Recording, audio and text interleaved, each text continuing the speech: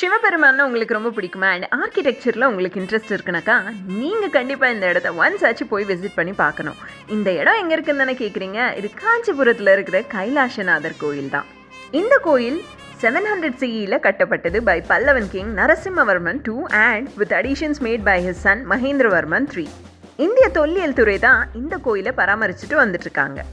இந்த கோயிலில் இருக்கிற ஒவ்வொரு ஸ்கல்ப்சரும் அவ்வளோ நுணுக்கமாகவும் அவ்வளோ அழகாகவும் செதுக்கப்பட்டிருக்கு. சாண்ட்ஸ்டோனால் மொத்த கோயிலையும் செஞ்சுருக்காங்க. ஸோ இந்த கோயிலில் இருக்கிற ஃப்ளோரிங் அண்ட் சிவபெருமானுடைய சிவலிங்கம் மட்டும்தான் கிரைனைட்டால் செய்யப்பட்டிருக்கு. கர்ப்பகிரகத்தில் இருக்கிற சிவபெருமானை தரிசனம் பண்ணிவிட்டு அவரை சுற்றி வலம் வரலான்னு சொல்லி பார்க்குறச்ச என்ட்ரி அண்ட் எக்ஸிட் பாயிண்ட் பார்த்தீங்கன்னா ரொம்ப சின்னதாக இருந்தது. உள்ளே போகணுன்னா பொறுமையாக உட்காந்து தான் போகணும் அண்ட் வெளியில் வரச்ச குழந்த மாதிரி தவழ்ந்து தான் வந்தாகணும். ஸோ இது எதை குறிக்குதுன்னு பார்த்தீங்கன்னாக்கா நம்மளுடைய மரணமும் ஜனனத்தையும் குறிக்குது. அது மட்டும் இல்லாமல் நம்ம பண்ண பாவங்கள் எல்லாம் நீங்கன்னு சொல்லிட்டு ஒரு ஐதீகம் இருக்குது.